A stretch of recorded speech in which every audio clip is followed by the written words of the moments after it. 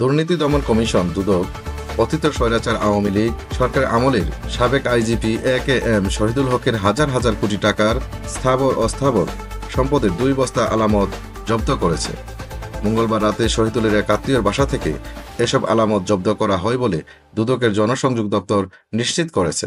আজ বুধবার দুদকের জনসংযোগ কর্মকর্তা মোহাম্মদ আক্তারুল ইসলাম জানান, মঙ্গলবার মধ্যরাত থেকে ভোর পর্যন্ত দুদকের সহকারী পরিচালক রাকিবুল হায়াতের নেতৃত্বে 5 সদস্যের একটি দল শহীদুল হকের আত্মীয়র বাসায় তল্লাশি চালায়।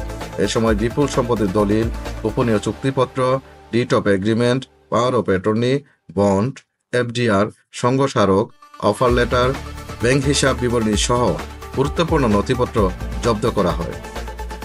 দুদকের অনুসন্ধানে জানা গেছে, পুলিশের সাবেক মহাপরিদর্শক আইজিপি AKM শহীদুল হক অসাধু উপায়ে বিপুল পরিমাণ অবৈধ সম্পদ অর্জন করেছেন।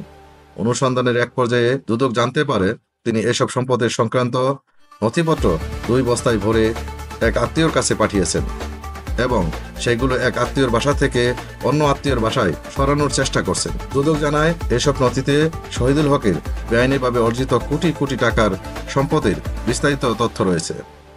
এর আগে Bangladesh financial intelligence unit BFIU Shahidul Haque, তার স্ত্রী শামসুন নাহার রহমান, তাদের 3 সন্তান এবং তাদের নিয়ন্ত্রণাধীন ফাউন্ডেশনের 72টি ব্যাংক হিসাবে 560 কোটি টাকার অস্বাভাবিক লেনদেনের তথ্য পাওয়া যায় এবং এ সংক্রান্ত প্রতিবেদন দুদকে পাঠানো হয়। 2014 সালের 31শে ডিসেম্বর থেকে 2018 সালের 31শে জানুয়ারি পর্যন্ত আইজিপির দায়িত্বে পালন করা শহীদুল হক ও তার পরিবারের নামে থাকা এসব হিসাবে 2024 সালের 9 সেপ্টেম্বর পর্যন্ত মোট 560 কোটি 28 লাখ টাকা জমা হয়, যার মধ্যে 550 কোটি টাকা উত্তোলন করা হয়। বর্তমানে এসব হিসাবে মাত্র 10 কোটি 20 লাখ টাকা রয়েছে।